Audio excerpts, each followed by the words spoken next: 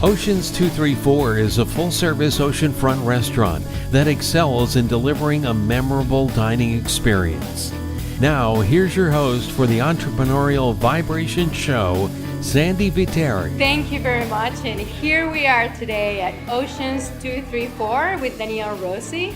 Thank you, Danielle, for having us. Thanks for having me. Such a pleasure. Great. I moved here about 3-4 years ago. Okay. And when I moved here, I told my husband, okay, well, how about we start looking for a restaurant so we can go, not to buy it, but I wanted to go and have lunch when we were looking for houses, and I wanted to have lunch right in front of the ocean. Nice. And this was the very first place. Restaurant that we came to. Nice. I love that story. I love that. Yes. So it is a pleasure to meet you. Thank you. Pleasure. So the reason we have Danielle here today is because we wanted to talk to, as you know, entrepreneurs that can inspire other entrepreneurs. So Danielle, why don't you tell us a little bit about your story? I know that you opened this restaurant about 19 years ago. Yep. But let's go back a little bit more, and why don't you tell us what were you doing before then? When I was 19 years old, I came here to get a waitressing job, and I thought I was going to go to school.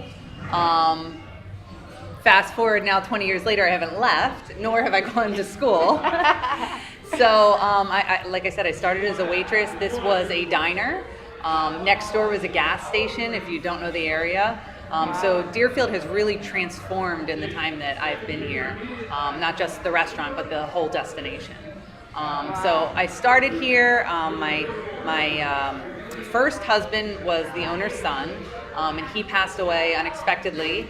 And my mother-in-law, who lived up north and was retired, said, if you stay with me, she was working on a redevelopment of the area. She said, I'll keep the restaurant, I won't sell it. Let's see how it goes. And so I stayed on with her. She always, she gave me full control, and I earned it a little bit. I mean, I always say that I had this huge sense of responsibility. So anything that crossed my path, I kind of owned and handled. And so by default, I became the point person. Right. And that's really kind of how I developed my role with her. And she was an amazing mentor and just gave me great opportunities. So through the years, we knocked down what was the ranch house. At that time, it was this diner, and we built Oceans 234. And then fast forward a couple of years later, I had a couple other restaurants on my own, and then I purchased this restaurant to own it independently. So I've been here on my own since then, and it's been great, We could then say that you have been an entrepreneur your whole life. Yeah.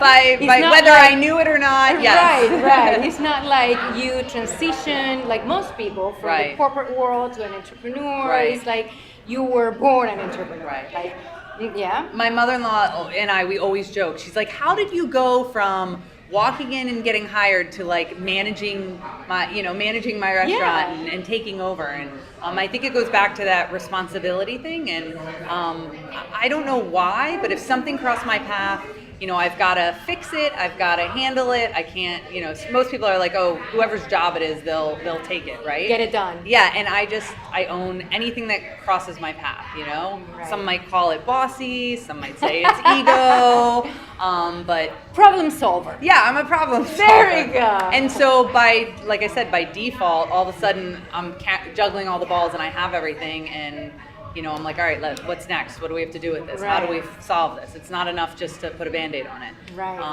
And so my role and my position and what I've done has really just evolved from that sense of, responsibility / bossiness. I love that bossiness. Yeah. Actually, would you call it a type A, maybe? Personality? Yes, I speak in Because I everything feel that I I can relate with that. do is in bullet points. We're Yeah. doing this, we're doing this, we're doing this. So why don't you tell me a little bit, like a day in the life of Danielle? Right, sure. Maybe 10 years ago. Versus now? Versus now. I always joke that if you were here the first 5 years, like, I go like this, like, how was your experience? Because who knows how it was on any given day. We really had no idea what I was doing and just working as hard as we could hard as I could to kind of hold all the pieces together, and realize that I was trying to prove myself by doing it all, but I wasn't doing myself any favors or growing the business in any way. Mm-hmm. And then one day I heard, you shouldn't work in your business, you should work on your business. And I swear to you, that changed my whole world. Can you go deeper on that? So yeah, we can absolutely. Actually share with the rest of the world what that really means? Had to have the final say on everything. I didn't empower people to handle things. I didn't know what it meant to really coach or mentor, the people that were around me. And therefore I was stuck in the day-to-day operations. Would you say that you were micromanaging? Oh, absolutely. Absolutely. Okay. Yeah, complete micromanaged. All right. And it was difficult, and you can't grow. You can't see outside of what you have to do today because there's just, your to-do list is this long. Right. And it took me, I'd say maybe 2, 3, 4 years to transition to a place that, I could grow my business. I could see the things that we needed. And for a moment, you feel like maybe I'm not needed because they don't need you on a day-to-day basis, but you realize that your value comes in other areas, whether it's business development, seeing the bigger picture. And that was just a game changer for me. And that took me from, being an employee of myself, being my own employee, to really owning and operating my business. And we did a big renovation 3 years ago where we completely gutted the whole interior, and wow. I say it's just been a complete evolution, from where we were to where we are now. So I guess at that point you started delegating. Yes. You started empowering people within your organization. We were setting things up here, the lights and all that, and we were talking about how we need to let the experts do their job. Yeah, and I really know what areas I don't excel in, and finding those people to fill those gaps. And that is what makes our team, I think, so great now, is that everybody's good at what they do, and it creates like a whole synergy. Exactly.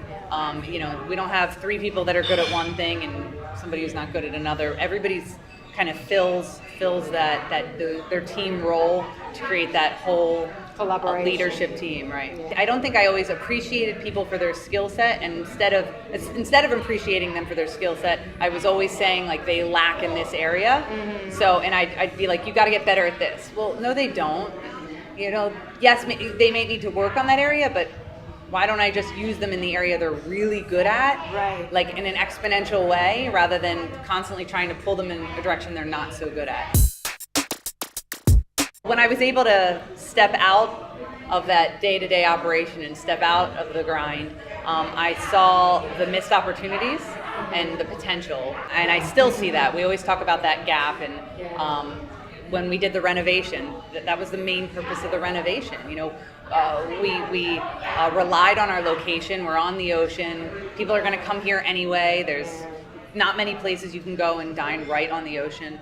But there's not. I can testify to that. It's one of the best views. You haven't been to this restaurant. It's a beautiful, amazing view. Thank you. So the view kind of made up for things maybe that weren't as good, and I realized, wait a minute, what if we're more than just a tourist trap? What if we really have amazing food and we elevate our standards of service? How much better can we be? And that's what I realized would be the differential between us and some of the other restaurants in the area, other oceanfront restaurants, in South Florida, and that's helped us to start to close that gap. This concludes part 1 of Sandy's interview with Danielle from Oceans 234. Part 2, coming soon. Check back for the conclusion to the interview with Sandy and Danielle at Oceans 234. Now, we would love to hear from you. Tell us on the comments below. Was this advice helpful to you today? And how can you put some of what you learn into practice right away to start to see a difference in your entrepreneurial journey? Also, don't forget, if you found this podcast helpful, make sure to subscribe, share with your friends, and hit the like button so we know to make more podcasts like this one.